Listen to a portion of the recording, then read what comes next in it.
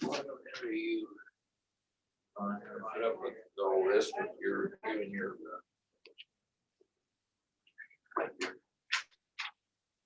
we're on.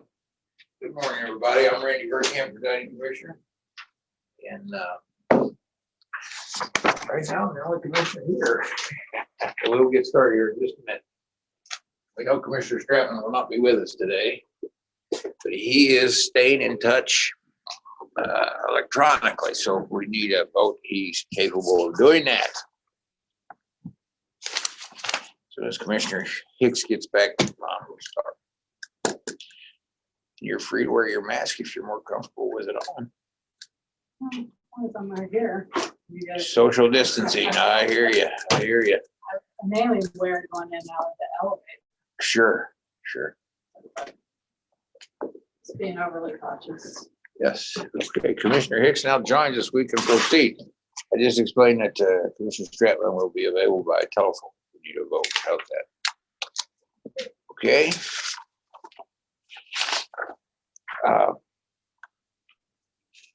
We will get to our emergency declaration here in just a minute, but right now we've got Yvonne with us from our Senior Companions Program, and we're most anxious to get an update on what's going on. We know your clientele is, like a lot of us, is on the compromised list, or how they refer to it, and we're curious how you're handling it all. Oh, we're doing, really, everybody's still working. I had put in for paid COVID-19 to get paid the ones that couldn't work, ones that work out of the nursing homes, but most of them I have already had set up with clients also, and which worked out great in these situations. So pretty much most of our senior families are still working.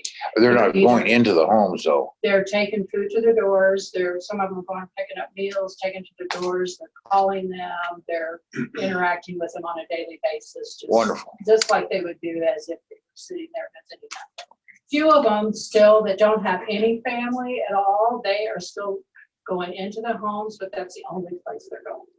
You know, so there are some that are still doing that, but we go over this weekly with them to be real careful if you're going to be out, and they usually, it's the family okays it before we even allow that. So, Sure. because most of them, they don't want anybody coming in the home, so they're just going to the door and visiting through other ways. Yeah. So that's how majority of them are doing it, but they're keeping up with their clients just like they would be if this wasn't happening. Boy, that's wonderful. They can call them or Yes. talk to them. And the thing is, they have to take their food because a lot of them, that's what they do. Yeah. You know, they take their food, they pick up their medicines, they do all that for them. So the senior companions actually are still being out in the public, which every week we're going over that. I go over it with Christine. I got about 20 I keep up with. Christine keeps up with the rest, and Francis keeps up with some. But we're going over precautions, questioning them, like da da da. Are you only going when they need you to? Don't be going just every day. Get enough food for 2 weeks, so you don't have to be out there. And Walmart now has pickup, so you don't have to go into Walmart.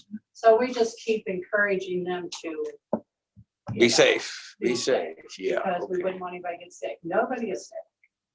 None of them. All right. And none of our clients either. So we're really thrilled about that. Of course, I'm taking advantage of all this time that we have. So I'm working the girls like crazy. And we're having to learn all this new stuff. Like Christine's going to do the Zoom meeting today. We're going to have our staff meeting. We're doing a Zoom staff meeting once a week. But I want her to learn how to do it because she's a coordinator, so she's the main contact with them. And we're going to try to do in May, if we can get this off the ground, we're doing a new, for all the new senior companions, we're doing like a little recognition for them because we have 12 new senior companions we will be recognizing. And we're going to try to do it through Zoom. So we're getting their emails for the ones that won't do Zoom. So we're trying to do email, Zooming, and I also got Christine working on a newsletter because I have so many people to let know what we're doing. I got the director of the CNCS, I got my project manager, you guys. So it'd be nice if it was in a newsletter instead of me having to email everybody. Mhm. And so we're kind of working on that too. But your newsletter will go out via email? Yeah. Okay. Yeah, we'll good, do it yeah. like that. And Okay. then, I have emergency policies in place. I have certain books, like if something happened to me and I got sick, Francis is to do this, Christine is to do this, and it has my password and everything, so it's an emergency file. I see, yeah. They're not allowed to get into it unless I would be able to do it. Like I said, we're gonna do our staff meeting through Zoom today. Christine doesn't have every time, and she's learning. She texted me at 7 this morning, they're begging to come into work. See, we're not coming in at the same time. Yeah, that's We're why. working separate days, and they're all begging to come in. I'm like, no, these are my days. You gotta wait till your day. But she wanted to come in this morning. I'm like, no, you're gonna have to do the Zoom from your house, So it's kind of fun us having to learn new things. What else did I not cover? Oh, we got our stipend got increased. The first increase since 2002, $3 an hour. Oh, my. So on this pay period that we'll be doing for April, they will get paid $3 an hour. I'm having like weekly meetings with the project manager. Of course, we email almost every other day.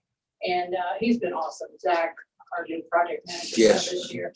He just, if I have any questions, that guy, he gets back with me within an hour. Oh, wonderful. Which is really awesome. Anyway, the director and the president, they had a meeting. We're doing meetings over the internet. We had 1,500 people all meet at one time. And I could see while you're on it, and I was working from home that day, so I'm in my dressing room trying to be on my phone doing it, but I could see all the directors from all over on there. Wow. It pops up their names and stuff. So that was kind of emotional because it was so neat that so many came together and sharing their ideas and different things, just motivating us, keeping us up to date on what's going on. How many directors? It was 1,500 all on there at one time. Whoa, it'd be hard to keep order, I would think. Well, no, it was just the director of the CNCS and the president of the CNCS. Those were the ones talking, but we could see the names of everybody that was on there. Like I said, hi, director from Phelps County, Missouri, because you could type in where you're coming from. And so those are popping up the whole time. Oh. And then if you just type them in, and then you could see other people's questions that popping up. So it was really cool. And that kind of got me excited about the whole Zoom. Yeah. So we got directions going out for everybody to know how to do the Zoom. And I started a Facebook page, we put the directions on that, trying to get some of them involved with the Facebook. So I can post pictures, some pictures of you on there. Anyway. Pretty flattering. But anyway, just different ways that we can stay connected since we can't, see each other. Because they're used to seeing us on a regular basis. Sure. Mean, we keep this elevator going with our senior companions. And that's why I'm doing the Zoom meetings with the girls too, because, you're used to talking to them every day. And we're trying to text and email and stuff like that. It's nice to see their faces. Sure. I got the grant continuation sent in. You probably saw that because all that goes through you. It was a little bit difficult because, we had some increases. They gave us $4,000 increase to help with the keeping everything running. And then we have the increase for the stipend. So I had to go in and do all kinds of adjusting. So I worked on that. Good months. Yeah, it would be a challenge. Well, there's $30. It's off by $30. So I had contacted Zach and he looked it over and he goes, that's not you. It's something when they put in the extra money, there's a glitch in there. So he's working on getting that done, but he told me it was good to go ahead and send it in because everything I had in there looked good. So, and I haven't heard anything other, so they're working on that. And let's see, got federal cash report in at a time. I got Francis working on the 44th recognition. We're still planning on doing that as normal. If not, see, that's in June. If not, I'm doing this little recognition for the new senior companions in May. So however we figure out that we get that to work, then that'll give us an idea how we'll do the recognition in June. Because we will still do the recognition no matter if we do it through Zoom or through email, through mail, mailing everything out, or however we will accomplish it. So They'll be here before you know it. On. So he wants to this year. So, and our program manager, you know, we're just keeping him updated. He's real pleased with everything we're doing and how much we're getting done. And of course, they're always wanting ideas of what we're doing so they can post them to encourage other directors. And then they're sending weekly, they're sending out different things that all the other directors are doing. So that's awesome. It just gives us all ideas of how to keep everything going and flowing. So actually, it seems like we're way busier right now because there's so much new and, you know, we have no interruptions. We got time to think, be creative. Sounds like you have been. The girls are going to be like, I need a vacation when this is all over. I think all the senior companions, all the ones we're checking on and talking to, they're all upbeat. I mean, none of them seem anxious or nervous or down, you know. Well, that's wonderful. But that's why we keep calling them and saying, "Out, what are you doing? How often are you going out? Are you using bars? Are you wearing a mask?" Because they are so upbeat. I feel like I have to stay on them to make sure that they're aware of what. It's still a serious situation. Sure it is. Sure it is. And I bet they know that. But boy, you've got a wonderful group going. I got to tell you. Yeah, I think we have an exceptional group of people. I would agree with that. I'm really amazed at what they're doing and sacrificing so much of their time to take care of their clients one way or another. They're doing it. God bless every one of them. So, wow, that's amazing. You got it going on. We knew you did. We were just curious to see how it was playing out for you because it has challenges. I had emailed you and I hadn't even heard your message yet. And then I heard your message. I'm like, oh, I guess we were thinking on the same thing. I think we were. Let's see, you had some things you wanted us to sign for. Yeah, you know, since we're getting together, this is a meeting, I just have to have documentation on everything we do. And I'm trying to do everything. They're giving some leeway on some of our deadlines and stuff, but I'm not taking advantage of that. I want everything done ahead of time and be on target because whatever we do for this COVID-19 in 3 years from now, we're going to have to explain why we didn't have this or that. Well, I'd rather just have it. Yeah, there you go. There you go. Good for you. Good for you. Well, Gary, would you sign this for Yvonne, please? To admit that you're here.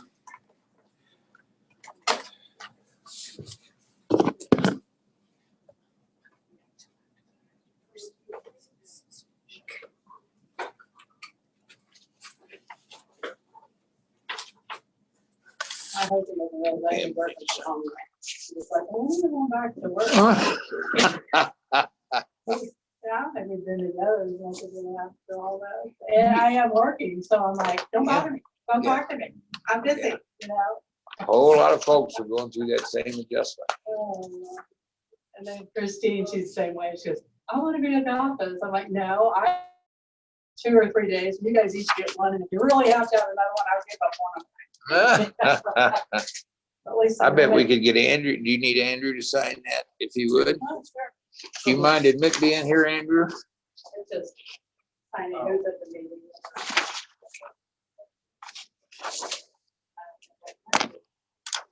I've sat in this meeting.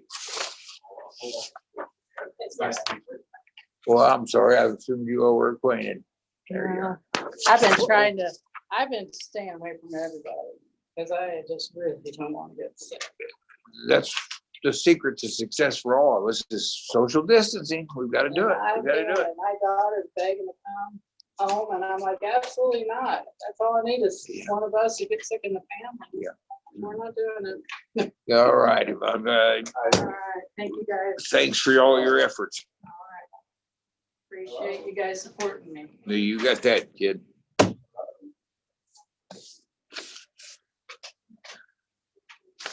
I believe my babies were just calling me on Gwen's phone. She must have left it within reach, which is just about anywhere at this point. Yeah. I remember those days, childproofing everything, set it up high so they empty every shelf. Yeah, go through all the drawers. All right, Pam, what we got? Well, I don't know if you're ready to take up the reassessment of the amended commission order 2020-3-19.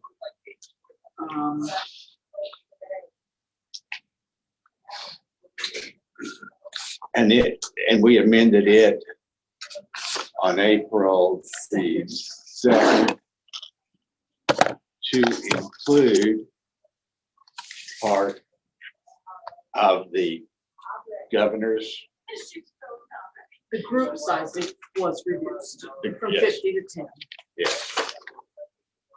So it's consistent with the governor's now.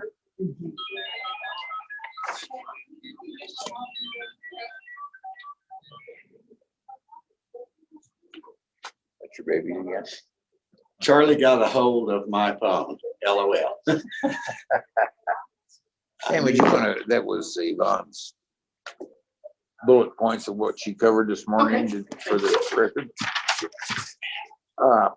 The word I get from the media this morning and recently, and Andrew might help me out with this, is the governor going to do his till May the 15th? Is that what they're saying? You haven't heard that yet? I was watching one of the news reports this morning, and that's what I think is going to happen. If we were to go 2 more weeks, Gary, where would that put us? May 30th. May 30th.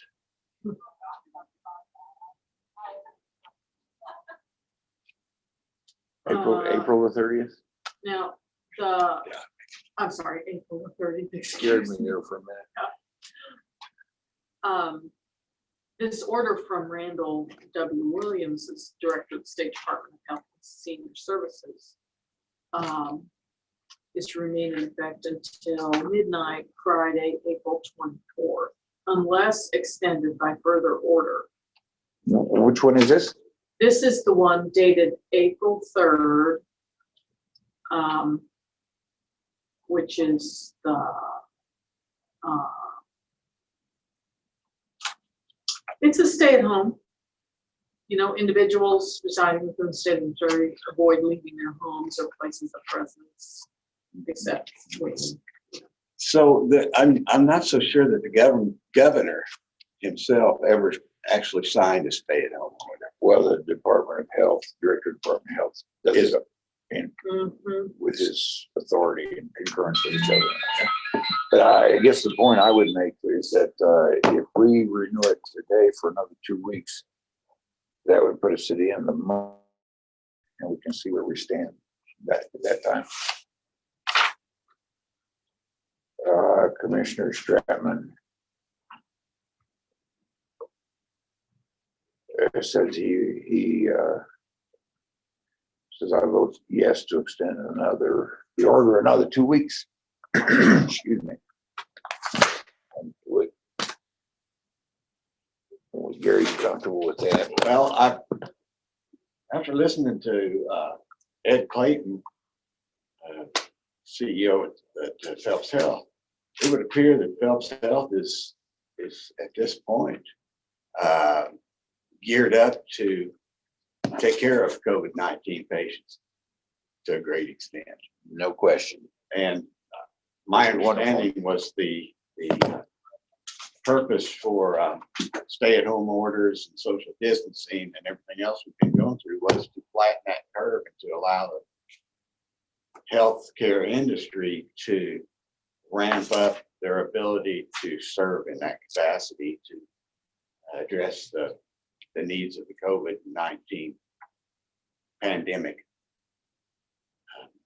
I know when this first started, we were painted a picture of apocalyptic proportions that there were going to, I could see, the underpinnings of a Hollywood movie that would include having mass graves dug by backhoes and funeral pyres that the smoke would obliterate the sun.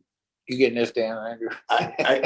This is a little bit editorial, but I believe that the panic induced by media coverage and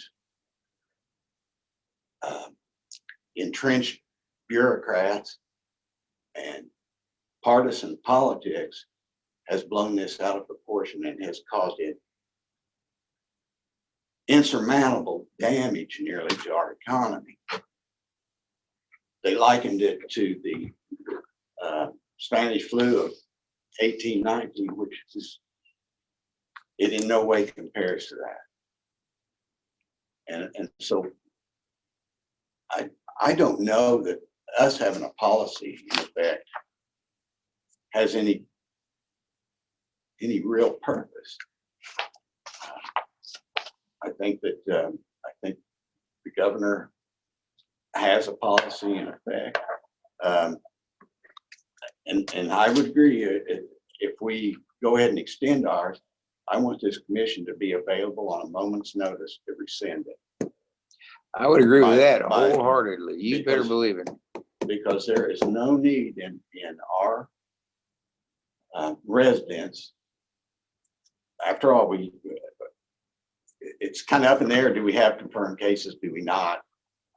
Are they being tracked by the health department? Are they not? What is exactly going on? I know that we need testing so that people can know if they have the virus.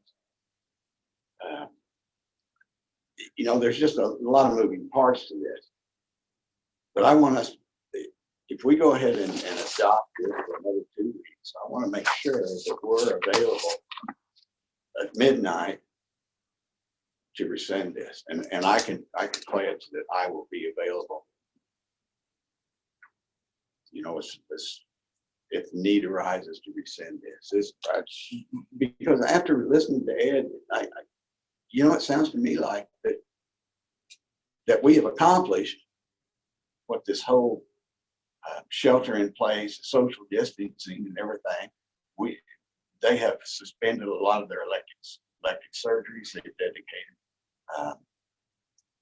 a lot of their facilities and personnel to attend to COVID-19 patients, if there are any ever here. They've done that. So I'm just not too sure why we would take it, but I'm willing to do that as long as we are in a position of mindset.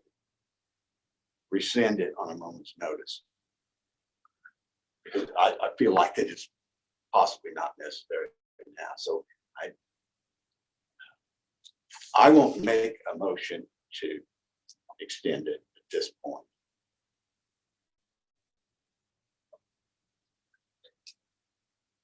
The state order, Dr. Williams's order, toward his signature, it says, local public health authorities are hereby directed to carry out and enforce the provisions of this order by any legal means. And their order goes through April 25th. Now, to my knowledge, it hasn't been extended beyond that date. Not to my knowledge either. Yeah. So this is the 16th. That's 8 days.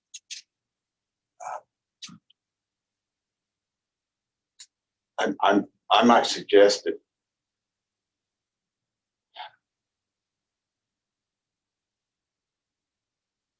that we go no farther than that.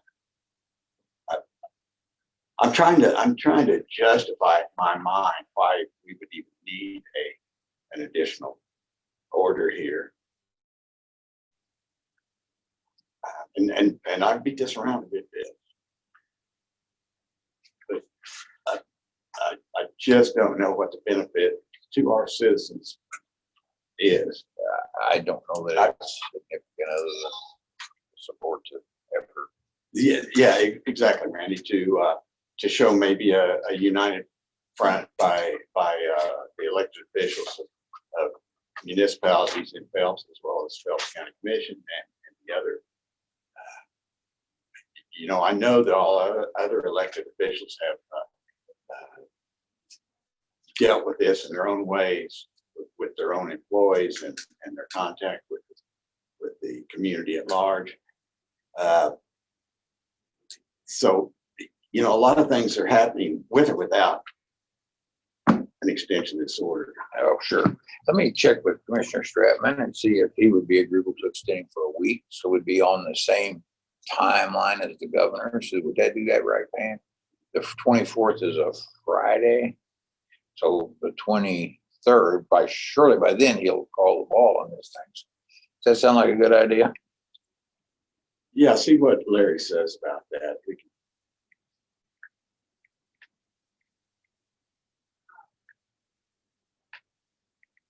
If I could type, this would go faster. Okay, pardon me while I yes, please. use my little microphone, so I don't have to type it. 1 week extension on the order acceptable to you, Larry? Question mark.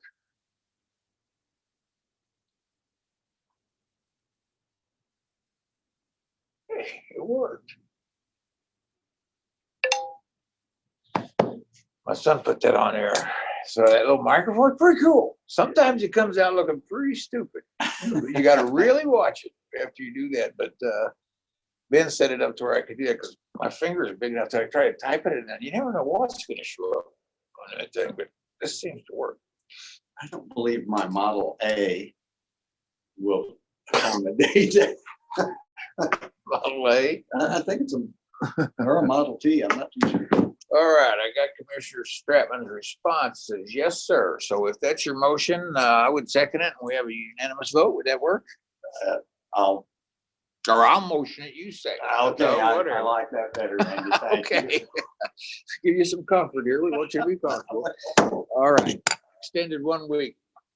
Till midnight on 23rd. Yes, sir. Unless rescinded prior to that time. We can revisit this at any point. At the moment's notice, Gary, you betcha. That's Well, how we right. would love to do that. How we would love to do that. And how the governor would love to do that. And his good judgment. And how the faith community would like to see that. You know, Oh, I'm man. a Baptist, and I can tell you that we could have maintained social distancing in my sanctuary during our sermons had all of us moved from the back 5 rows to distribute ourselves throughout the sanctuary, because we're back row Baptists. We leave a lot of room up front for visitors. So Is there anything substantially different in the local emergency declaration and the government order? No. Because it's just the local reflection of the.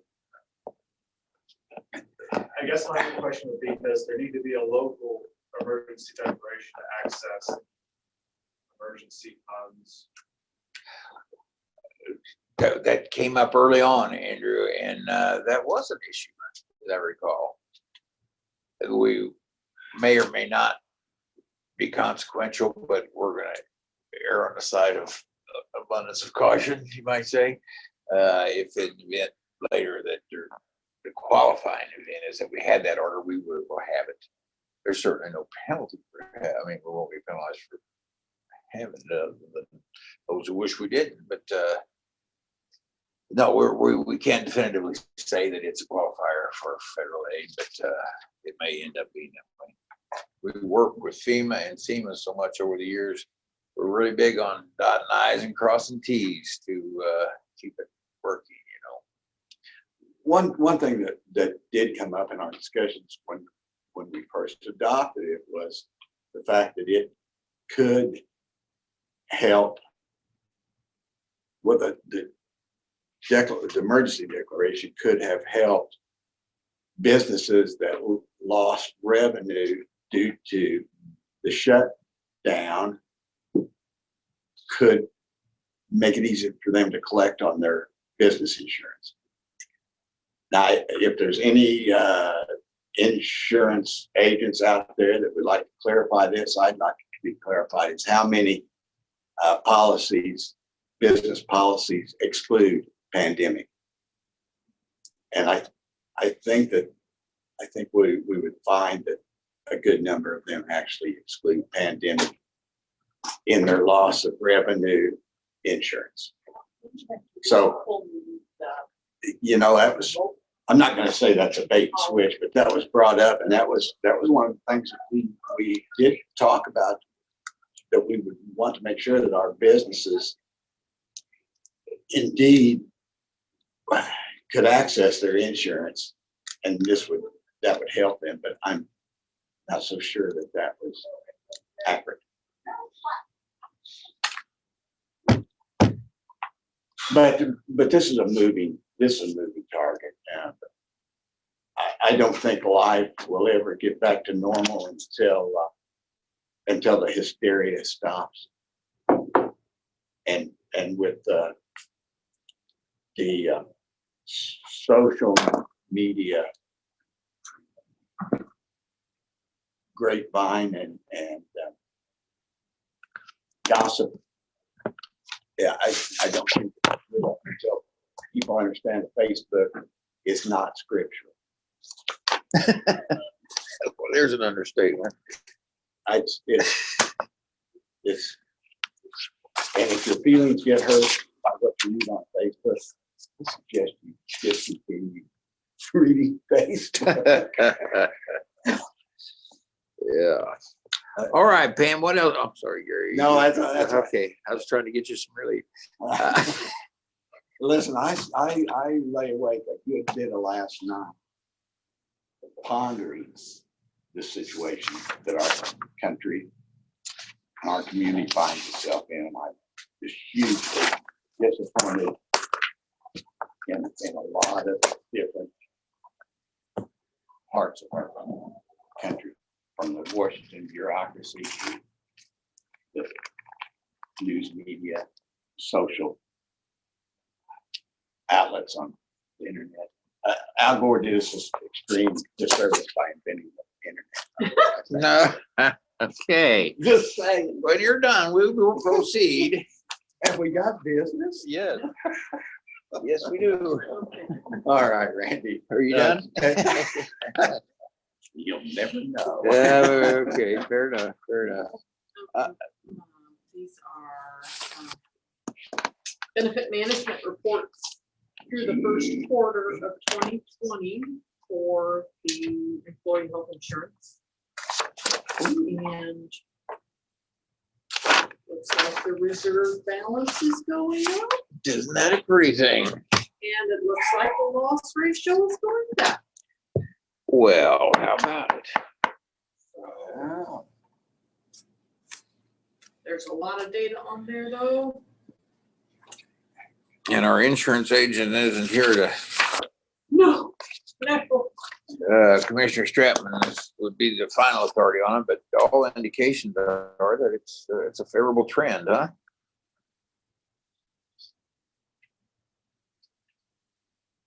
Our loss ratio is less than 50%. Which we certainly hope we can maintain that throughout the year, which could translate into lower premiums Yes, sir. or better coverage. Mhm.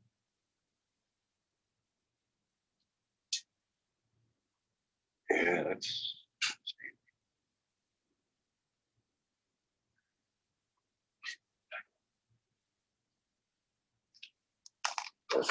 Let's keep this out when Mr. Stratman gets here. We'll review it at length on Tuesday, how that's.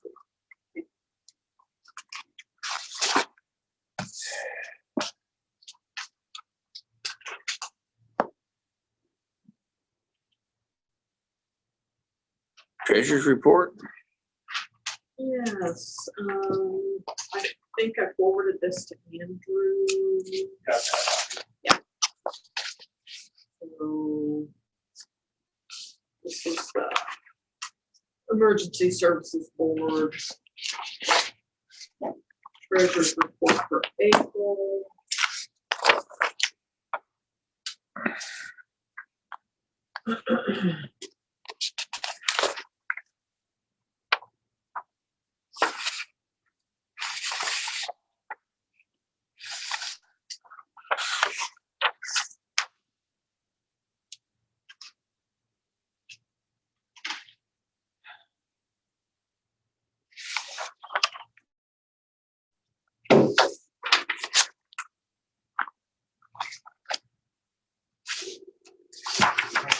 See you, Andrew. Okay, have a good.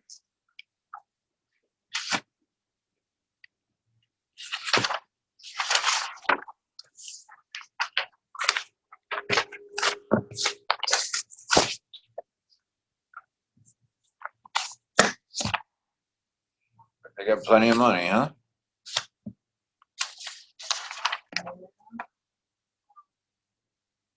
That software is expensive. Takes plenty of money to run that, doesn't it?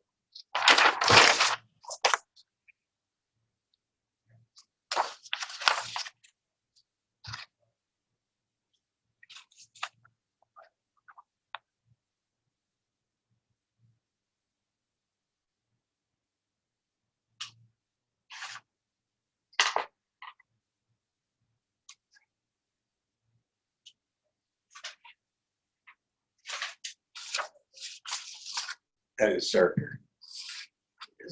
Zerker, or, yeah. Zerker.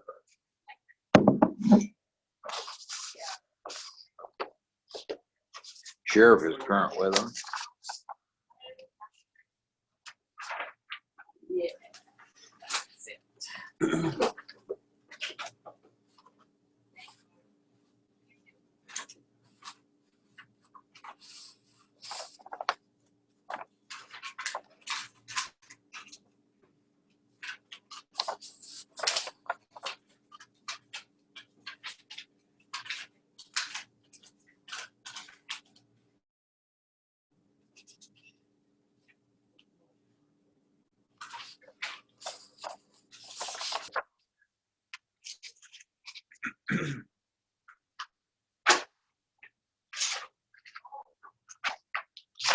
They too would be affected by a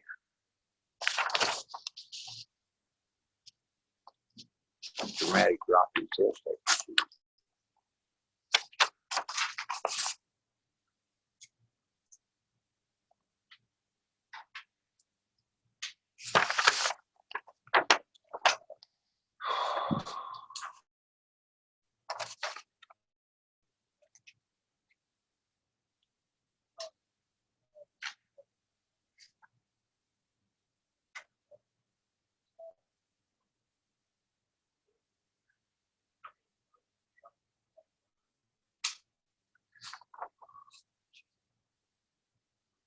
But they're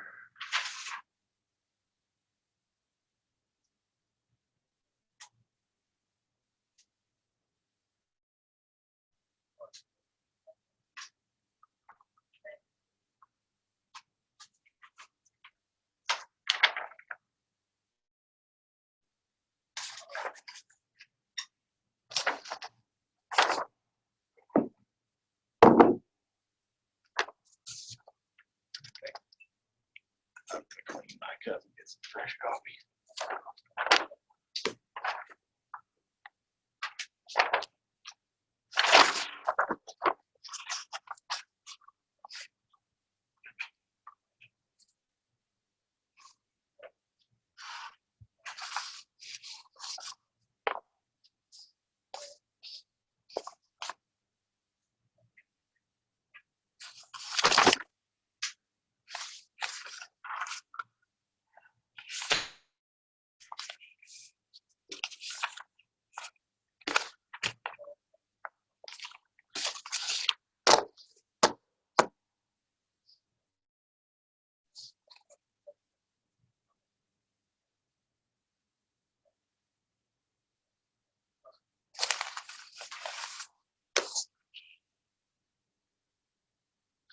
we got bills to pay, Pam.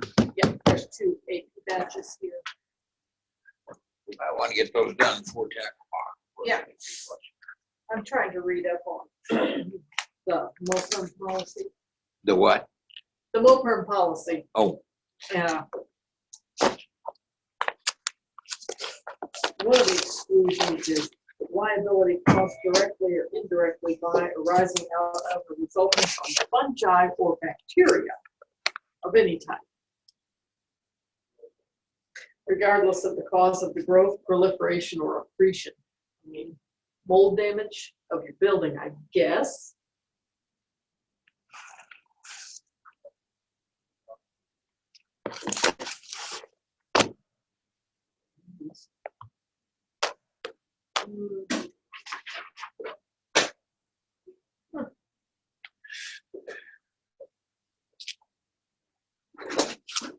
I'm wondering if there is an exclusion here for Well, neither of those would cause a virus would not. Right.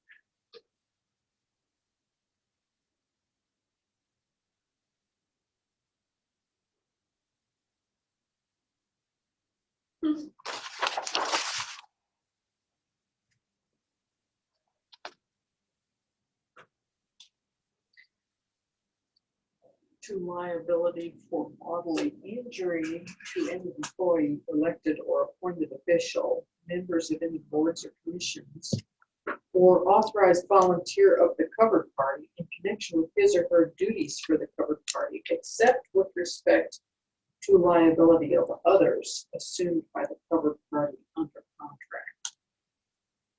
So what? contract. So it's like there's, MOPRM does not cover bodily injury of any employee, elected or appointed official, members of any boards or commissions, or authorized volunteer of the covered party in connection with his or her duties for the covered party, except with respect to liabilities of others assumed by the covered party under contract. So contract workers, if we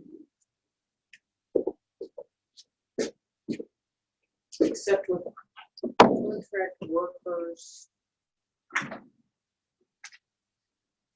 guess liability for contract workers, people working, say, falling off a ladder when they're contracted. Yeah. Building upkeep or something. So if being at work causes you to catch the coronavirus, that's excluded. Yes? Yeah, how in the world would you determine? Where you caught it. Catch it at work, catch it at the grocery store. There are so many movies. I'm looking for a pandemic clause. Yeah. Well, I can say from my experiences that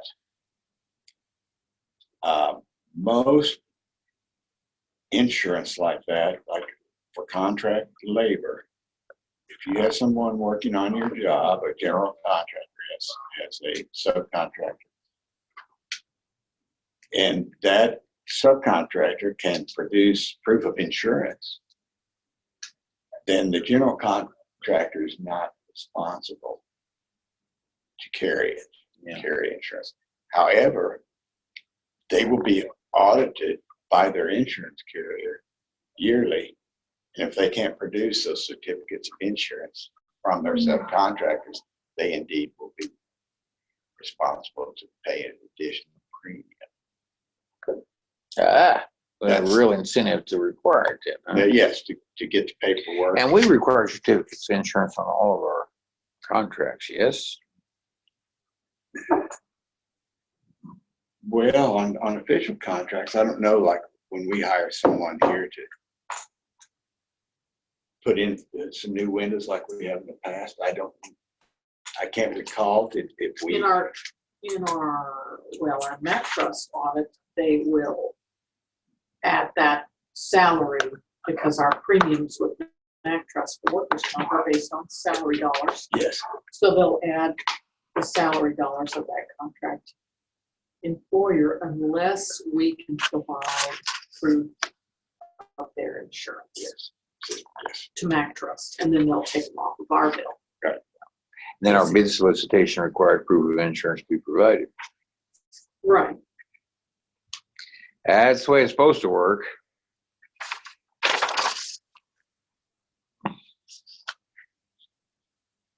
So, yeah, the accounts payable batches, A through L is almost 37,000, it's 26 invoices. And then through Z is about 30,000 and it's 46 invoices, just random, pretty typical stuff. It looks like MoPerm is in here. Or everybody's individual share of MoPerm.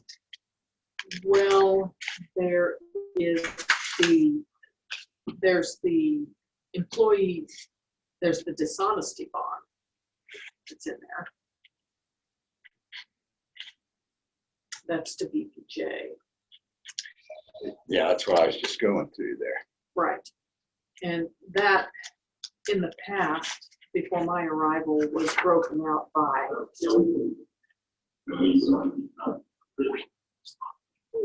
It's not 10 o'clock yet, is it? Peter said hit the mute up there above F10 or F9 on the keyboard. There's a mute button on the top edge of the keyboard. Well, I mean, it's above about F8 or F9. You see the little symbol way up at the top edge of the keyboard. Yeah, you're getting close. Yeah, it should be right in there. You see about 3 buttons up there. There's one that's a mute. It's got an X. Here comes Peter. It doesn't Peter, help us out. sound like they muted themselves already. So, right, see these things right here? Uh-huh. Just muted everything. I muted your Okay, so but, So when you went volume back, just like yes. okay, so but where is it? Oh, is it not a video? Oh, it is. I did it right there. Oh, Zoom. Okay, and then I can Oh, let's go full screen mode. do that, okay. And audio setting, Audio is already set up, so we'll have audio coming out of it. You did. Training, you did. Now, if somebody's talking, if no one's talking, there's going to be no audio coming out. looks like he's They're my team. shut off. And so I was telling Randy, if you to change your volume up or down, choose your television remote one, volume up or down.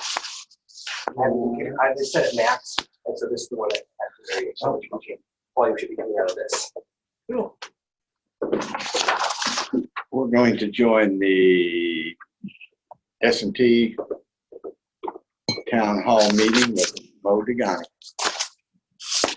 at 12 minutes.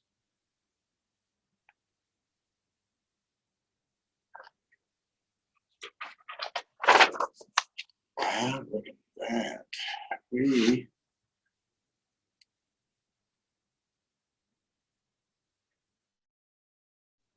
If you don't think our road crew is doing some work, they bought over $25,000 worth of rock from Capital Quarries.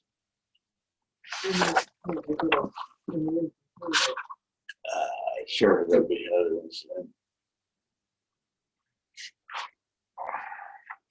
I'm going to point that story about maybe for 2 weeks. Yes.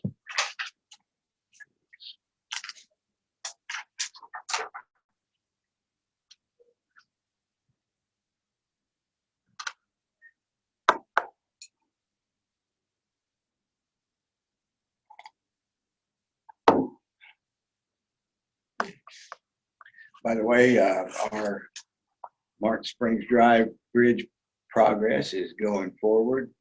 I met with the surveyors down there yesterday. They were surveying our right-of-way as well as the necessary temporary easement from an adjacent property owner down there. And the temporary easements will be executed tomorrow morning. And so we will be able to start going with that project. That's exciting. Tomorrow morning, it won't be here. Okay. They're just going to go out to the property owner's place of business and practicing social distancing. They will get the necessary easement signed. And then I think what we probably will do at that point is perhaps, and we'll see what our engineer wants to do, but we'll probably have our road department go out and with the backhoe dig a couple trenches on that temporary easement to get an idea of the composition of the soil so that we can return it to its undisturbed state. Because the property owner was concerned about it's rich with topsoil, and he wanted to make sure that it was rich with topsoil after the project. So we're gonna work with that property owner. They've been good to work with. We want to work with them. Accommodate, you bet.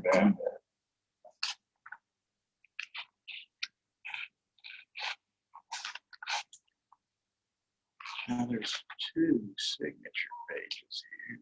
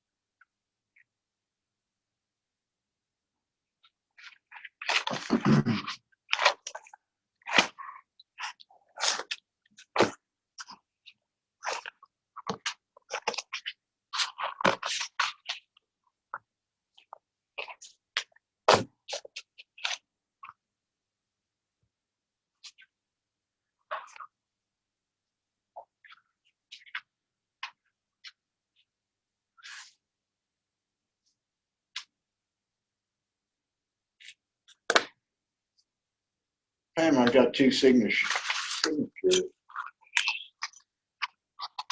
I bet Randy wants some. I just brewed that fresh. Yeah. I'm gonna say the one for, yeah, just that. This is the problem. Thank you. And this one is, Correct. Are the dollar amounts different? yes. One of them at 9:39 a.m. on 4/15. Oh, Yeah. It's because there was a $240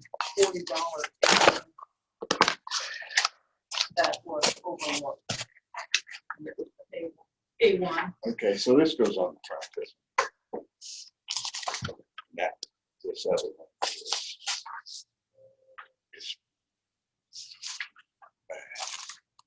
Yeah, it was like $204.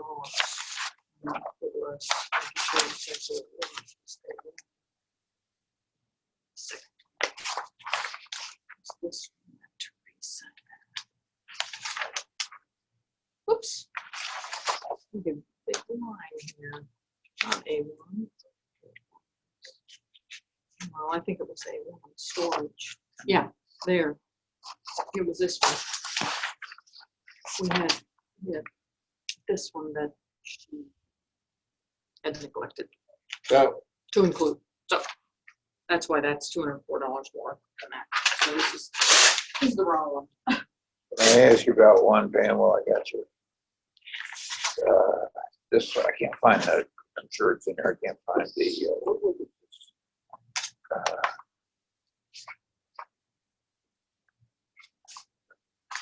I don't see that. I'm sure it's in there. That is in the Amazon. Yes. Sync B Amazon. So it'll be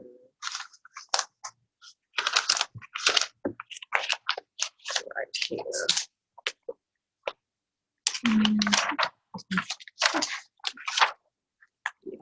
Yeah. You're gonna get it here in a second. Right there. So Building and Grounds bought it. Okay. Was it for Building and Grounds or did they buy it for another department? I don't know.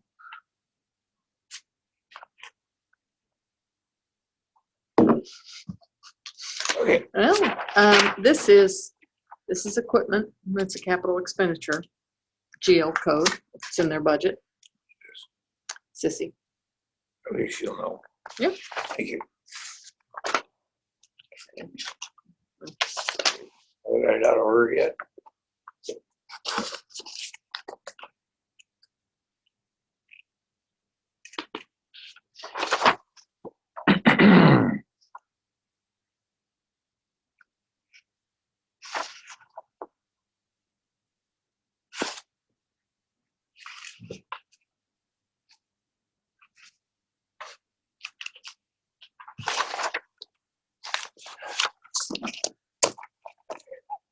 Got mine done.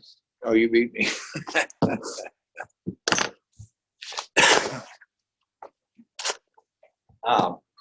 And since during the construction of the Martin Springs Drive Bridge, County Road 7000 will be closed between 7050 and Martin Springs Drive, 750 and 730.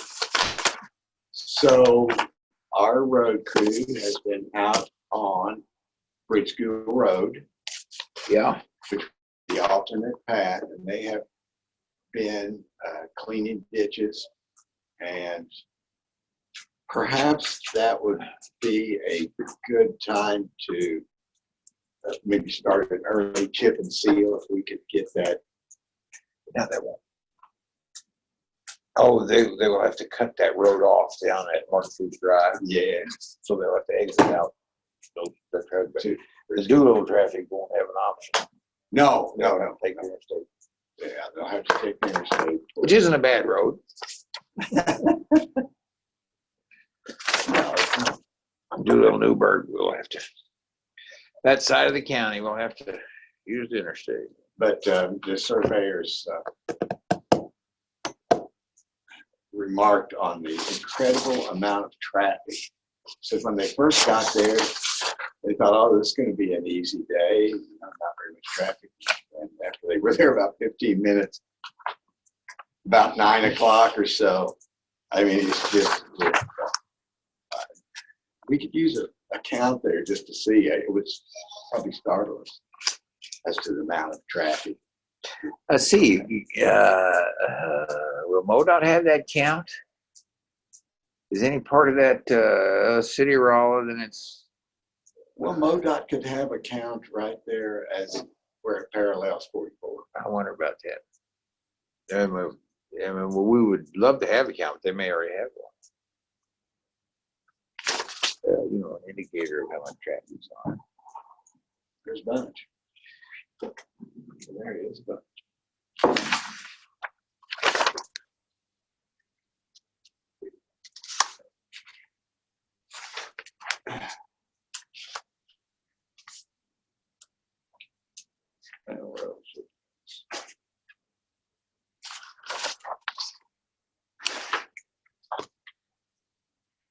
Ooh, Pam, did you get the thing from Michelle that required a signature on the cart monies? You got it. What's your mind? Thank you. I don't know if you'll like it like that. It's kind of like improvised letterhead for road and bridge department.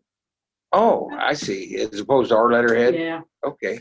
Gary, you want to approve that? We'll do it.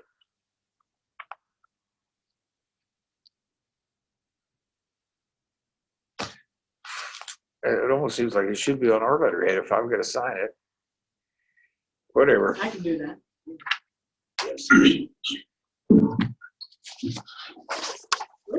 Good morning. My name is Modegani, and I am the Chancellor at Missouri SMT. I am delighted to welcome you to our second town hall meeting, our first one that was held 2 weeks ago, had over 700 people in attendance. We had great questions. We answered some of the questions. We responded to all of the questions, whether live or through the communication channels. And I just wanted to start today first by thanking all of our students, faculty, and staff for having endured this strange and unusual situation that we are in. But hang in there. There are signs of improvements, as you've been hearing from the national news and all of that. I was frankly delighted this morning to hear on public radio that there are 9 states that have less than 1,000 cases and their rate has been less than 30 a day. So they are going to be considering a different approach and maybe lightening some of the situations, but we are not in that case. So hang in there with us and things will improve. The fact is that we are on the down slope of everything, but we still have a long time to go before we get to the peak. I also want to remind us that the city of Rolla issued a stay-at-home ordinance, which is in effect until May 11th. So we encourage you to adhere to the details of that policy and maintain the social distance as you have been to the fullest extent. To protect our employees, the students and faculty, as you know, majority of our employees are working at home, and those that are deemed necessary to be here on campus are adhering to the social distance rules to the extreme levels. I would like to thank all of you for helping us, for helping the university and our community. I am also delighted to let you know that our city, our campus, the Phelps County hasn't had a case. Yet there is one case that's in question, but that person lives in another county, and our surrounding counties have been healthy as well. So that's a delightful news for us, and we like to keep it that way. And everything that we do between now and the fall semester is with all of that in mind. Our campus is healthy, the city is healthy, and we like to maintain that status for as long as we can, and hopefully until this whole thing is blown by us. Let me also mention that I am joined today by 4 of our campus leaders. Dr. Steve Roberts, our provost, is sitting to my left. Dr. Dennis Goodman, the director of our student health, and S&T's chief medical officer, is sitting to the far right. And Ms. Cuba Plain, our Vice Chancellor for Finance and Operations, is sitting to my right. And then our Director of Marketing and Communication, Andy Carriega, is sitting to far left. And we are all here to answer any questions that you may have. We will try to answer as many questions as we can through this study, but as you can imagine, I think there'll be many questions that we will not be able to answer in this short time period that we have in front of you. But we will try to answer every question that we get one way or another.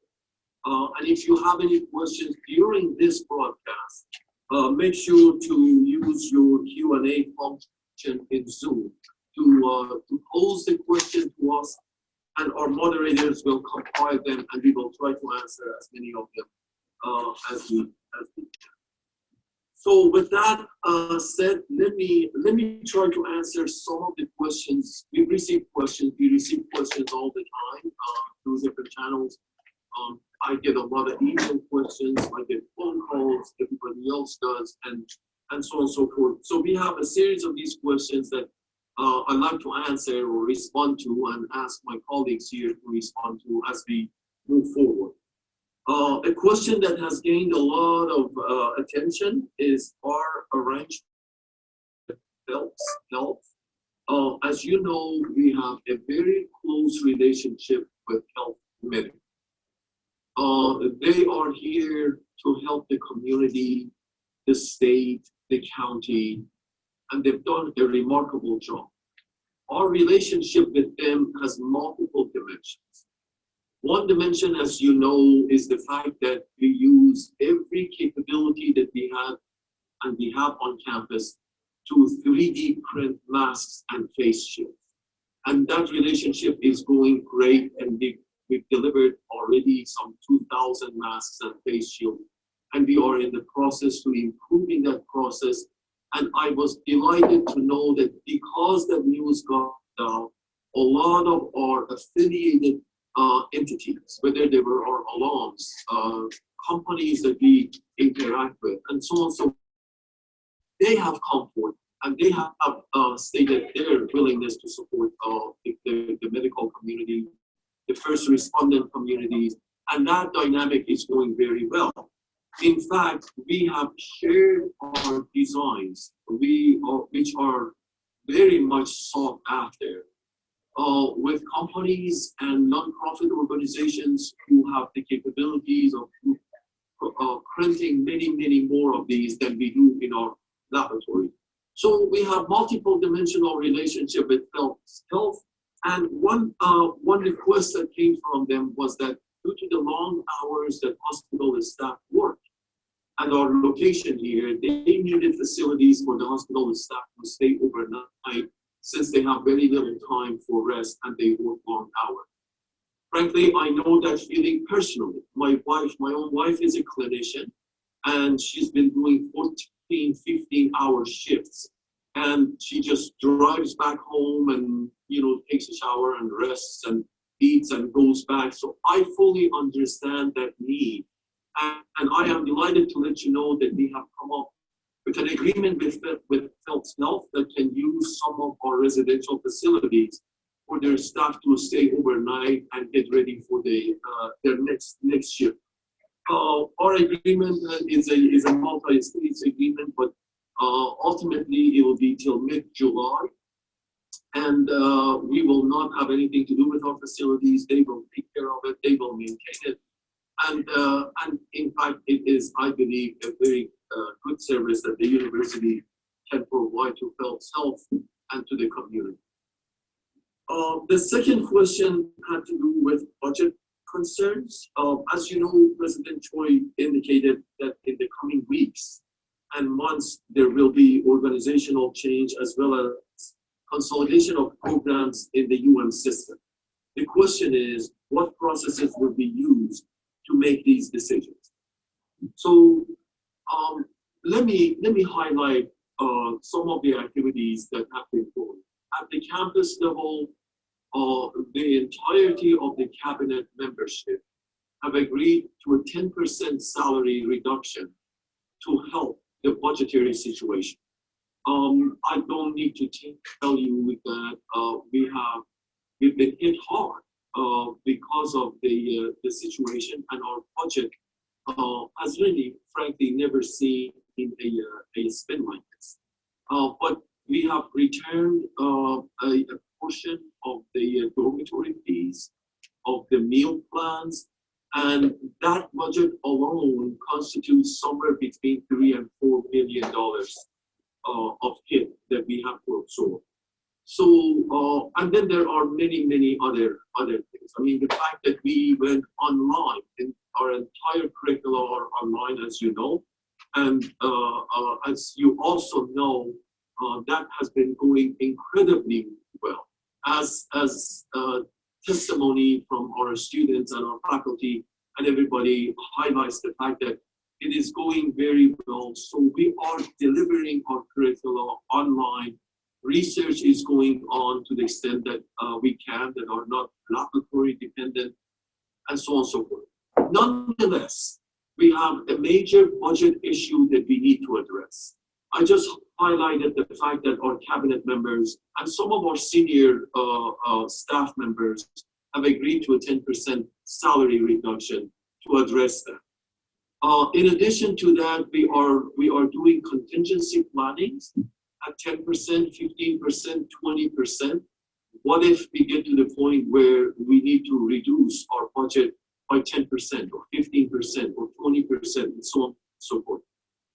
We are also relying, we have 30 plus member of our faculty that are retirement eligible. This morning, I received an email from one of our faculty members that's retirement eligible, and this person said to me that, look, even though I was planning to work for another year, I understand the situation. I have enough years and I will retire soon. Well, as you can imagine, these are sort of a dichotomous situation. We are grateful for their service and we want their service, but if there are elements that we can utilize in order to reduce our budget dependency, that'll be great. So that's one area that we are focused on. Another area is that we are hoping that our revenue stream will continue, not from the state. Again, I have to let you know that for the last quarter of this year, the 3 months that we are in right now, the state is withholding their budget to the tune of $4+ million. So that's immediate, $4+ million of revenue that we are not getting. But I am delighted to let you know that despite all of this, our deposited enrollment students, we are ahead of where we were last year at this time. So I like to take the opportunity to tell all of those who are sitting, waiting to see what is going to happen. Fall semester will be here. All indications are that the campus will get back to the new normal. We will have classes on campus. So if you are one of those accepted students and you intend to attend the Missouri S&T, please get back with us. Please go through the process. As I mentioned the last time, don't let the stress of the moment interfere with your long-term plans. You know that this thing will be over with. You know 2 years from today, we will look back and they'll say, well, that was a difficult period. But don't let the stress of the moment interfere with your longer-term career plan. You've already made the decision to apply for S&T. If you are accepted to this STEAM university, go through the process and complete your process. I also want to reach out to our enrolled students, freshmen, sophomore, and juniors, and so on and so forth. And if you have not enrolled for the next fall semester, contact your advisor. The advisors are in the process of contacting you. So please complete that process as well. But getting back to the measures that we are going to have in place in order to address our budget shortfalls. I mentioned the contingency plans. There were some measures announced last month, and these include restrictions on hiring, but we are hardly hiring anybody unless if there is a position that we don't hire, something bigger will break. As I mentioned the last time, we are putting all of our hirings on hold. That does not mean that we will not hire. There are some areas that are investment areas. And even during these times, we need to be able to invest in those areas. And we are moving forward with those areas. But by and large, hiring is on hold. And then we are cutting back on expenses such as travel. No travel will happen between now until the further announcement that we don't know where that will be. So all of these measures are in place, in effect, and they are indeed helping us with our budget situations. And I will also have to let you know that within the 10%, 15%, 20% contingency plan, we may have to resort to consideration of layoffs and unpaid leaves, and most importantly, the restructuring of the university.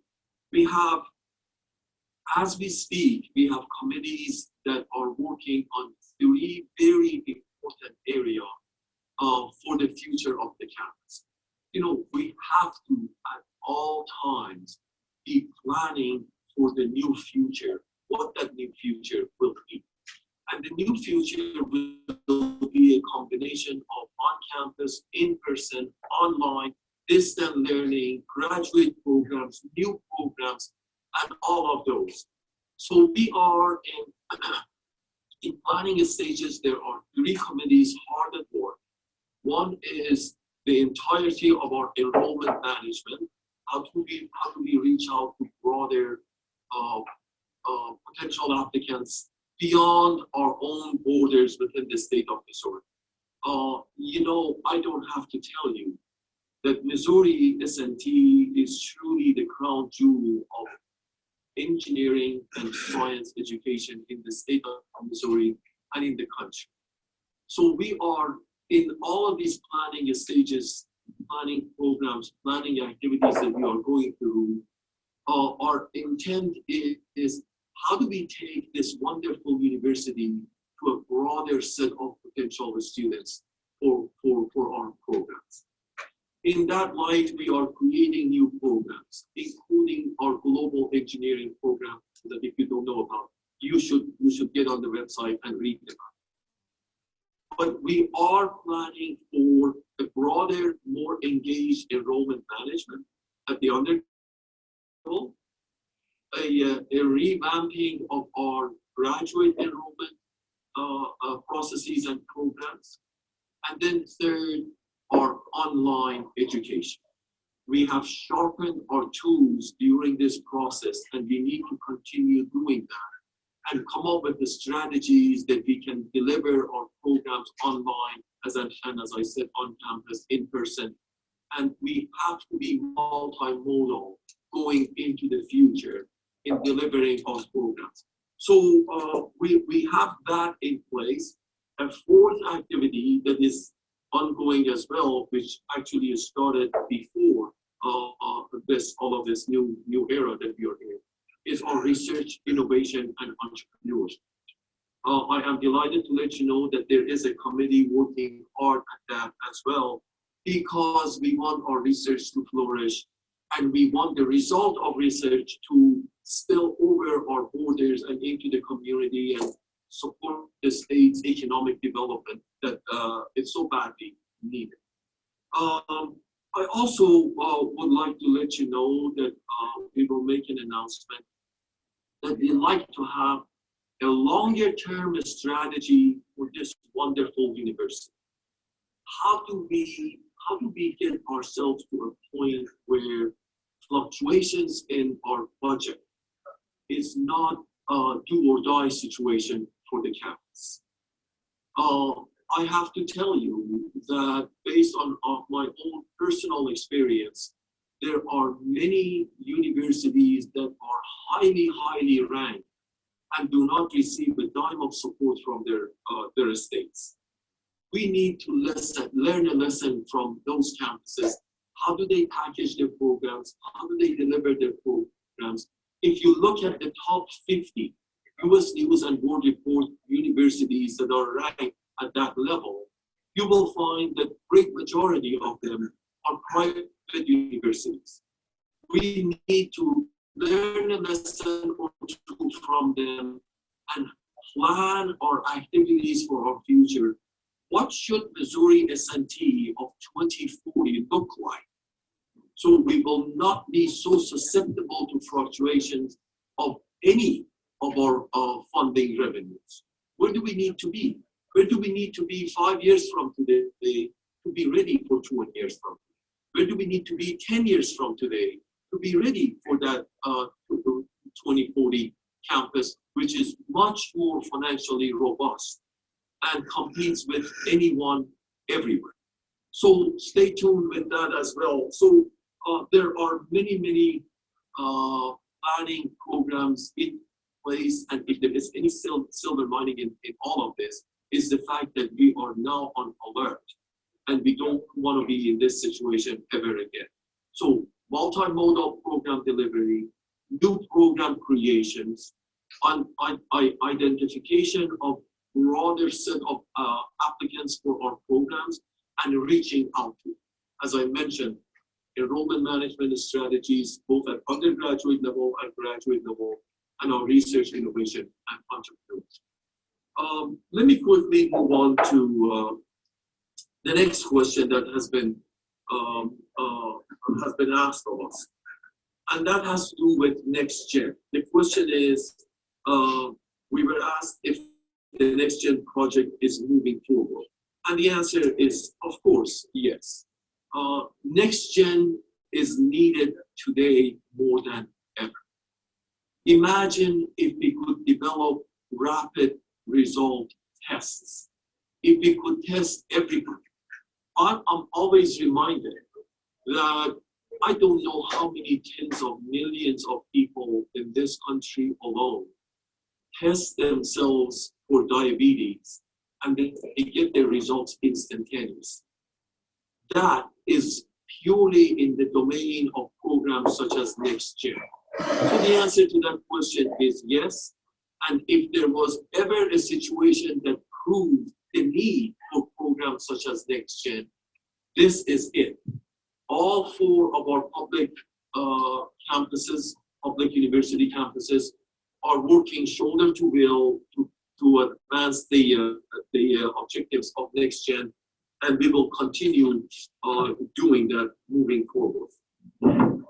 Several of the students have asked about discounts for various services. I think I just mentioned to you that there are some major elements. I mentioned refunds for the housing, refunds for the meal plans, and so on. But I'd like to defer this question to our Chief Financial Officer, Ms. Cuba Plain. Cuba, if you could please provide some details. Yes, sir. As the Chancellor has already discussed, our educational activities and engagement with our students is continuing. And it's continuing at many different levels and in many different ways, although be it from a distance.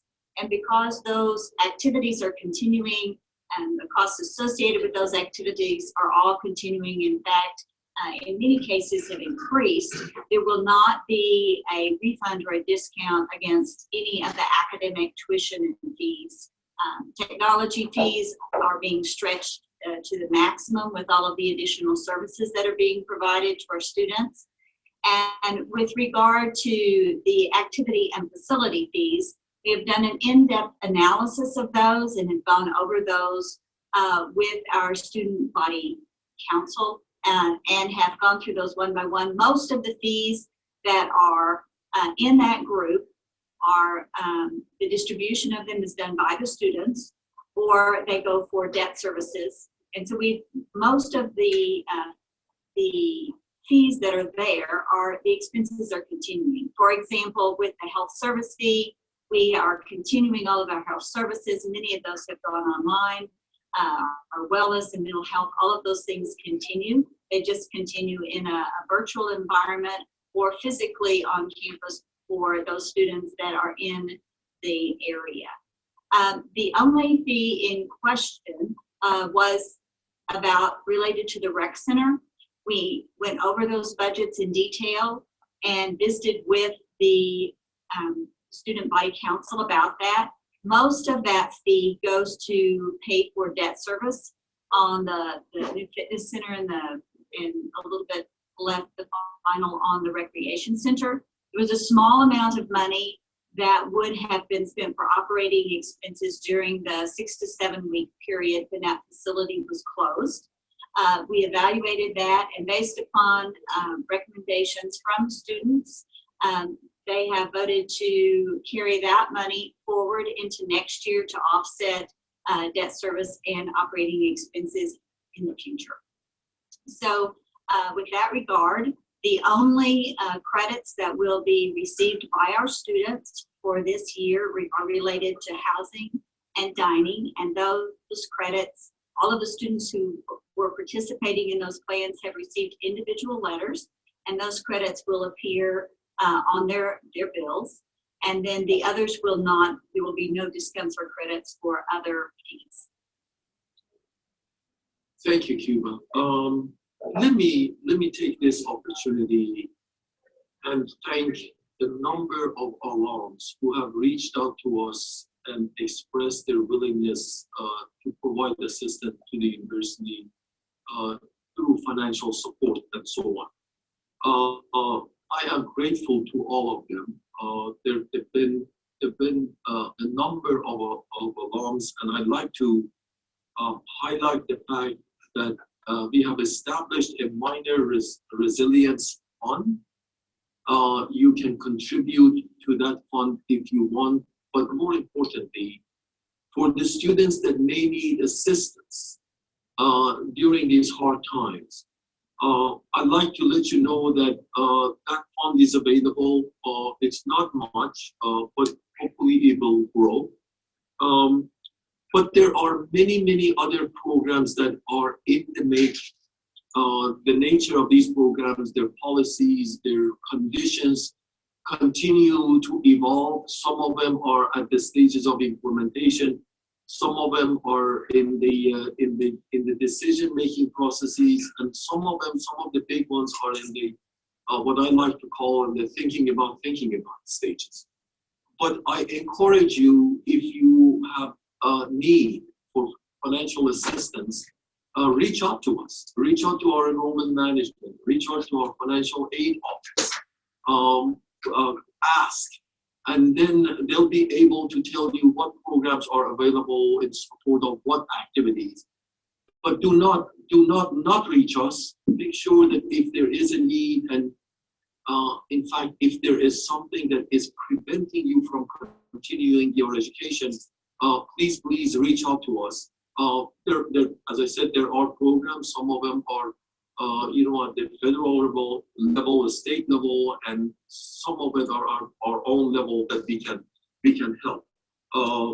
Again, our student aids office will have all the information about all the programs that are available, scholarships, fellowships, and downright just support for the students. Reach out to them as well.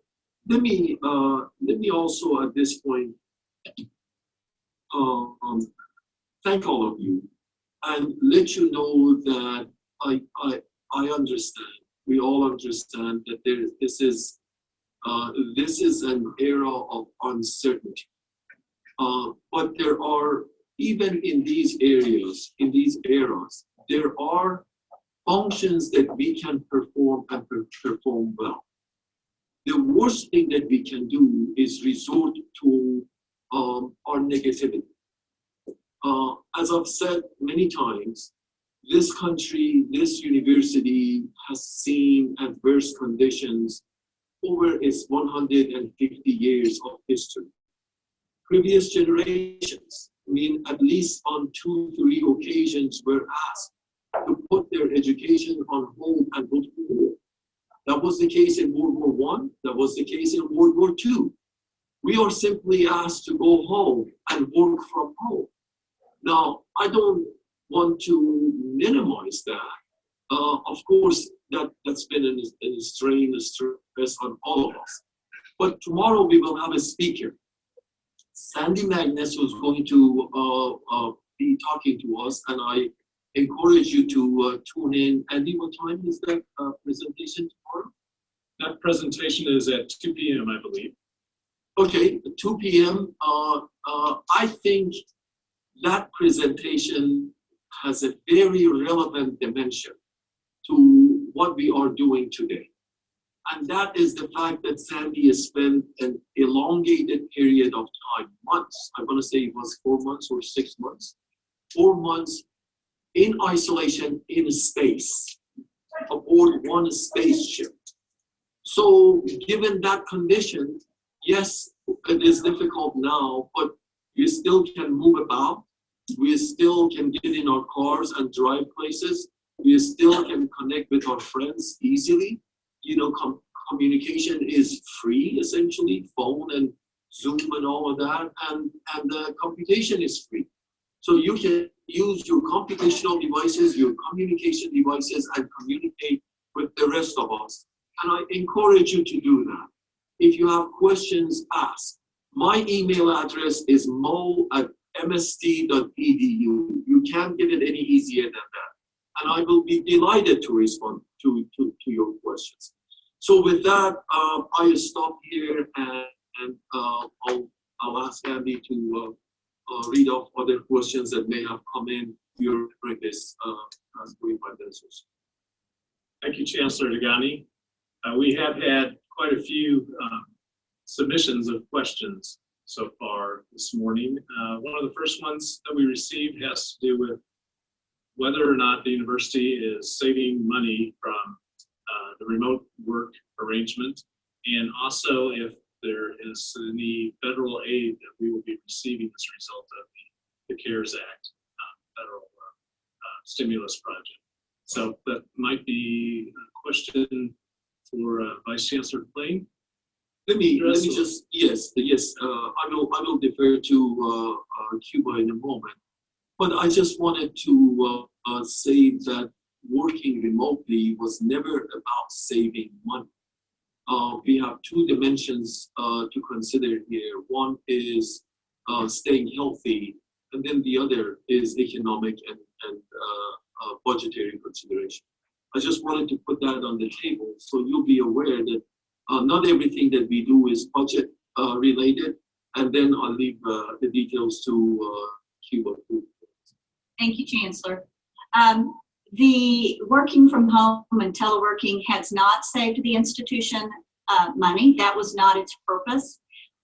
But the other cost-saving measures that were put into place at the same time that we began to work remotely have generated cost savings. Those include travel bans and delays of purchases, equipment, all of those kinds of things have reduced in cash savings, and that will help to offset our cash shortages that we have to find for the remainder of this fiscal year.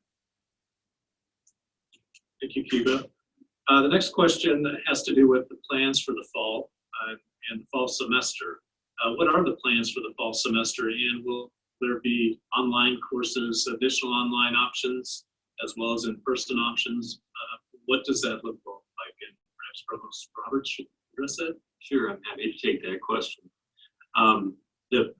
This is how universities open back up for on-campus instruction, on-campus learning, and on-campus work is a national discussion right now. And right now, for S&T, we are having those conversations in consultation with the Missouri Department of Higher Education and Workforce Development, in consultation with the UM system, and in consultation with our healthcare community.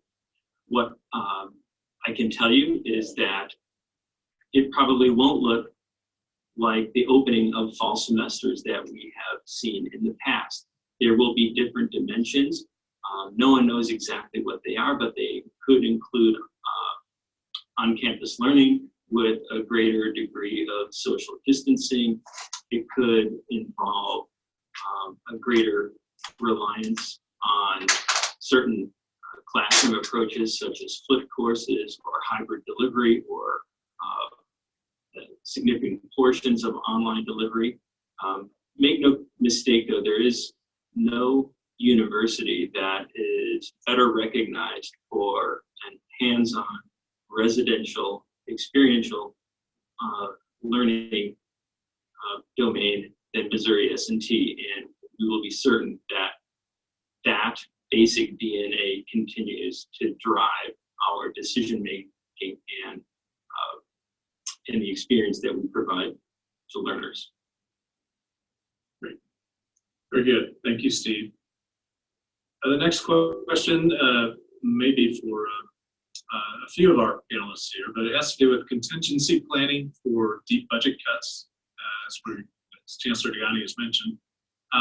Question really pertains to what are the contingency plans for a crisis of this magnitude, and why have there been no contingency plans in that, for this in the past? After 2015, the question was specific about some cuts that were made at that time.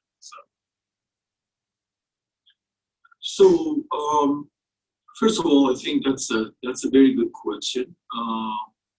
My immediate thoughts are that we should have contingency plans, but we did.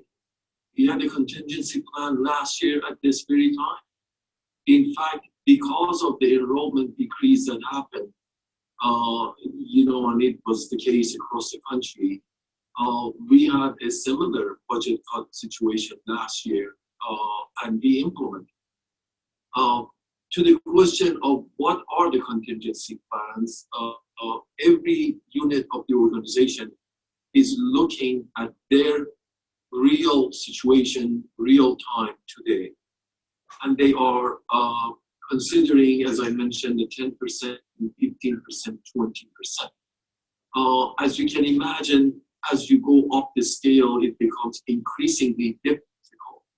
20% is cutting to the bone. We don't have that much fat. But nonetheless, we need to come up with contingency plannings, and we will. Again, I want to remind us that there are units within the organization that the contingency plan for them might in fact mean increasing their budget. That is, for example, our enrollment management, our marketing activities, our development activities, our educational activities. Our priority during these contingency planning processes is, number one, to maintain our educational core. How do we develop new programs? How do we deliver the new programs? It might be multimodal, as the provost just mentioned, but our number one priority is developing and delivering our educational program. Everything else, I have said that before, that we can always run an old truck for another 10,000 miles. And we've already done a lot of those, and we will continue doing that. Should we share resources? Maybe we should share resources with the system campuses. We are looking in those as well. Some functions like HR, some functions like legal. We are already sharing a lot of functions, but is there more to be able to harvest in those areas? So we are looking at anything and everything, but I want to be emphatic that there are areas that we need to invest if we want to be a strategic. And that's what we are looking at. Very good. Thank you, Chancellor. Question is about tuition. Will it go up this fall? What is the plan? What's happening with tuition? So Andy, I'll take that one. Before all of this started, we had recommended to the president of the system that we would increase our tuition and fees by the rate of inflation, which is very small. It would be determined by whatever the actual CPI increase is for the calendar year. The president is currently considering that option, and also the option of keeping our tuition and fees flat. We don't know that yet. That decision will be made probably in another month, but those are the two scenarios that are being considered at this time. Well, let me, I think this is a good time to mention that there will not be any merit increases across the campus this year. So any salary increase, that's a normal part that is typically, like our CFO just mentioned, or with the inflation rate, there will not be any salary increases this year across the campus. This next question has to do with looking at the positives in this situation. What are some of the silver linings that may have resulted from this? I give a couple of examples. Remote learning, for example, or some of the research on coronavirus that is underway at S&T. So talk a little bit about what the silver linings might be. Well, so I believe there are several. One is what we just mentioned. I like a quote from Milton Friedman, who said, nothing like a real crisis ensures change of behavior. And every campus, ourselves included, have been wanting to sharpen our online tools for the past several years. Well, we just did, and I believe that's one of the silver linings, where we have now robust online delivery technologies, methodologies, content, and so on and so forth. That alone will enable us to come up with new programs that can take advantage of mixed modes of online delivery on campus and identification of what courses are needed to be done on campus, like laboratories and senior projects and so on. Some of them are very difficult online, although we are making every attempt, every effort that we can. That enables us to also take the university to the community. No matter what we do, there is a significant portion of our state students that are deserving and qualified to get an SMT level education. And if they are deserving and qualified, now we have the tools to take the campus and our programs to them.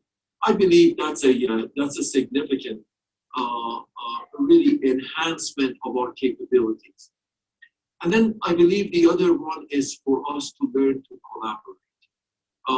We have been, it was really learning by fire in not only doing teaching online, but also conducting research online. There was a question earlier that I think I should have addressed it here.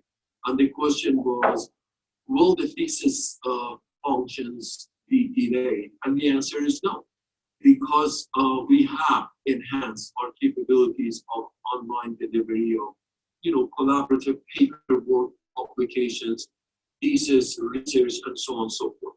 There have been many of that. And I honestly believe that there is another dimension, and I sense that. I get emails from our faculty or students where the campus life was never as desirable as it is today. For years, there's been this question that whether the brick and mortar campuses are in the future. And I believe this experience proved that the sense of togetherness and community and collaborative approach to education, to learning, whether it be theoretical or experiential or at any level, is not all possible online. And this was also proven, and I believe that's a silver lining, where people will value getting together and sort of transcending their own discipline boundaries to be able to address the difficult challenge. That's harder to do online than it is in a group setting. So I love the email that I received from one of our faculty members who said, "Oh, I will never complain about the size of my office again. Just let me come in it." So that gives you a sense that people are desiring getting together again and for us to have a community of thoughtful people and the students and faculty interaction and so on. Thank you, Chancellor. Going to combine a few questions here related to HR issues, frankly. And first one is, are layoffs possible? And tied to that is, when will decisions be made about layoffs or furloughs? And the other part of this question is, will there be early retirement options for eligible staff? So to be candid, everything is possible. We don't know what units are going to come up with what measures for their budget considerations. As I mentioned, 10%, 15%, 20%. If we can get by with 10%, then maybe very few position combinations. The later on situations, I mean, the hard one is 2021. We can manage the last 3 months of this year with the measures that I mentioned. But the difficult one is 2021 and beyond. And we need to have the contingencies for what if the state support goes down by 10%, 15% for us. And that's why I believe our contingency plans should not be only focused on now and this particular situation, but the longer term plan where the university needs to be in 20 years. Should we be so dependent on the fluctuation of any of our budgets? And the answer to the question in all honesty, is everything is on the table. We don't know at what level until our contingency plannings are done. And then the answer to the question of the volunteer separation is that, of course, if that question implies that we will pay people to separate and retire, given our budgetary situation, that will be very, very difficult. We are doing everything that we can not to be in the red for the balance of this year and be prepared for the harder year next year. So it will be difficult to come up with money to pay people to voluntarily separate. As I mentioned, I was delighted to see that one email from one senior faculty who's had 39 years of service on campus, and he said, I wanted to work for another year, but given this situation, I will exercise my option of retiring early so the campus can hopefully benefit from my retirement. Thank you, Chancellor. I think a couple of questions here for the provost.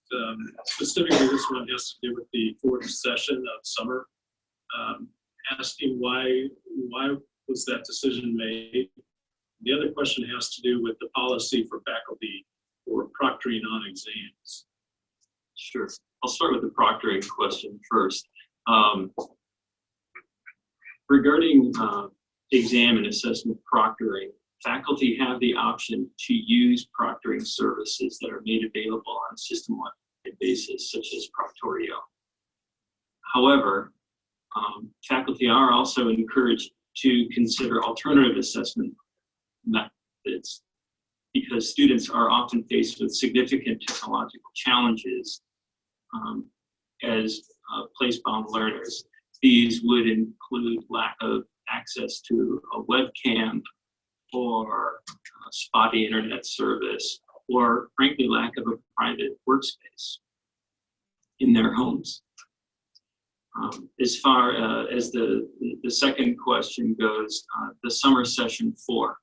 So this was imagined, summer session 4 is planned for July 20th through August 14th. And it complements 3 other summer sessions. These are the typical ones. So summer session 1 is an 8-week session that is essentially the month of June and July. Summer session 2 is a 4-week session, essentially the month of June. Summer session 3 is a 4-week session, essentially the month of July. And summer session 4 was added as an opportunity, pending circumstances that would make on-campus learning allowable. It was imagined as an opportunity for students to return to campus and resume face-to-face teaching, the opportunity to welcome students. And just a touch earlier, we know that many students have reached saying they are incredibly enthusiastic about the possibility and premise of returning to campus and resuming on-campus learning. We also imagined that it may be a 4-week opportunity for incoming students, particularly freshman transfers, to get a head start in certain critical general education courses. And so that's why we implemented this unique summer session 4, which again runs from 20th through August 14th. Very good. Thank you, Provost. I'd just take a moment here to mention that we did receive a comment, an expression of gratitude to the university leadership for taking the initiative to begin the remote work for those staff who were able to work remotely. So I just wanted to share that with the group. That came through the Q&A as well. There's a question also, you mentioned, Chancellor, you mentioned the Minor Resilience Fund. The question has to do with any funds for staff who may have concerns about layoffs or other issues. I think the Minor Resilient Fund, we can establish dimensions of if the support that's coming from the alum is specified that is for student support. Those funds are tied with our student emergency fund. So some of these funds come tagged with the note that says for student emergency fund. But if there are general funds that come in, I believe we can discuss the option of providing assistance to staff that might be in need of assistance as well. Let me also, I just received a note from our Dean of Graduate Studies, Dr. Kostas Tatsoulis, that says that arrangements have been made for the students who want to submit their thesis or papers as a paper copy. There is arrangements made for that as well. As you know, most of these submissions are done electronically. But if you are in a situation where you need to submit a paper because of the formatting and so on and so forth, please contact Dr. Tatsoulis, and he'll give you directions on how to submit your paper. Very good. Question about filling positions. Will the CIO position be filled given the current circumstances? Many positions are going to be filled, but given the situation that we are in right now, we are reviewing every single one of our positions. I do want to say again that we are not shutting down recruitment as a whole, but I think a good expression for it is that, we are not on a hiring freeze, but we can only ice fish, if you will. So a lot of these positions will be filled ultimately. You need a CFO. I'm grateful to Cuba Plain, who's done a remarkable job, particularly given the circumstances that we are in right now. I don't want to be in your shoes worried about every detail of every contractual agreement and how do we fulfill them, and how do we respond to yet another shortfall budget here and there and so on. But the answer is yes, the positions will be filled. It may not be now, but they ultimately will be filled. Thank you. I think we have time maybe for this one last question before Chancellor, before you or other panelists give final remarks. And the question has to do with comments you made earlier regarding the vision for Missouri S&T. The question is, who's making the decisions about this vision, these new visions and modalities, and how can we participate? That's a great question. You can participate. You're more than welcome to participate. Once the broader strategic planning gets going, we will come up with means and methods for everybody to participate and provide commentary. We need your comments. We need your understanding of our situations.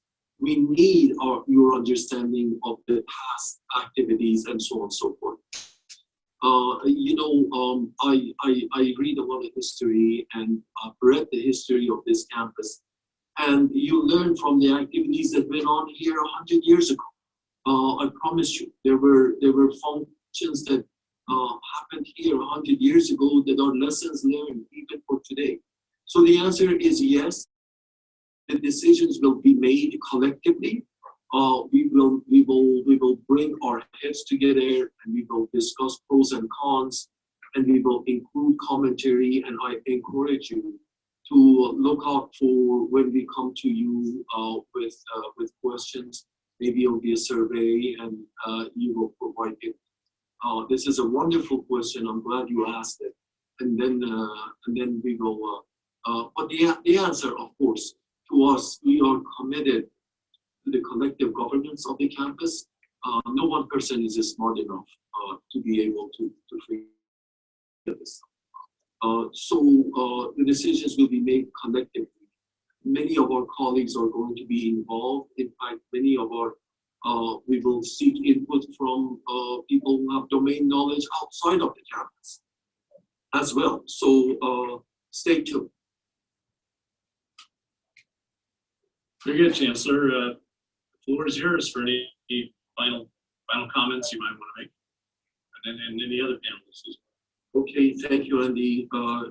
Thank you, everybody on this panel, and thank all of you for participating in this town hall meeting and for your contribution of any kind, your patience, your endurance, your support of any form. Frankly, it gets lonely from time to time, but you know, you have to make decisions, and all of us on some of these questions, we don't have all the answers. We're constantly working to make sure that the answers that we provide are based on actual data and science and knowledge that we have today. And we seek input from everybody to make these decisions. And for those of you who have provided input, solicited or otherwise, we are grateful. Please continue doing that. Please exercise the hard to do but doable, social distancing. I think this is a hint. It was on the table when we came here, hand sanitizers. I like this version, which is a hand sanitizer bottle on a keychain. So do everything that you can to help the effort. Again, I will be the first to admit that we don't have all the answers. If you have knowledge of a situation, if you have data, particularly data, if you are aware of a better way of doing something, please share it with the rest of us. Please stay safe. Please stay tuned. We intend to do this every week. And if you have your questions not answered, please bring them back up again. We will do everything that we can to respond to them here. And if not, we will respond to them by email or social media or whatever else that's necessary. Thank you all very much. Please stay safe.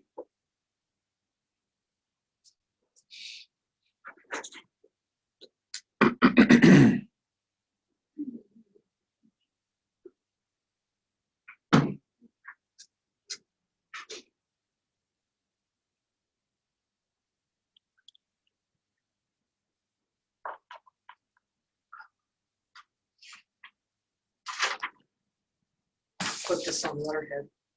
Okay.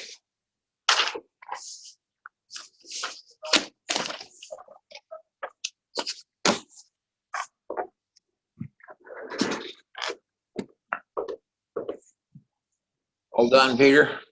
Mm-hmm. I believe we're about to adjourn. You're gonna do it early today? Yeah. If Pam's got everything she needed done, I've got another appointment I need to keep if I can.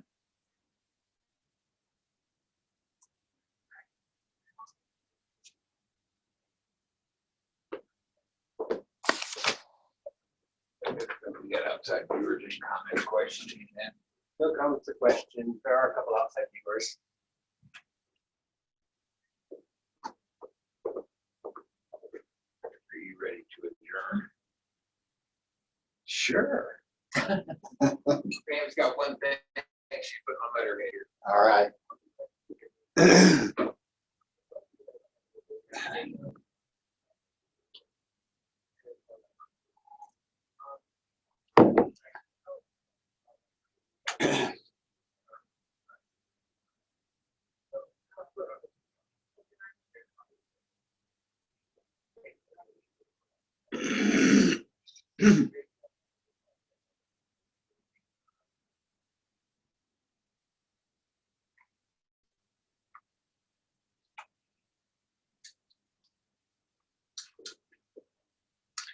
Do we need to amend our amended commission order? I think we did, didn't we? Well, do we need to re-sign it with the amended expiration or review date?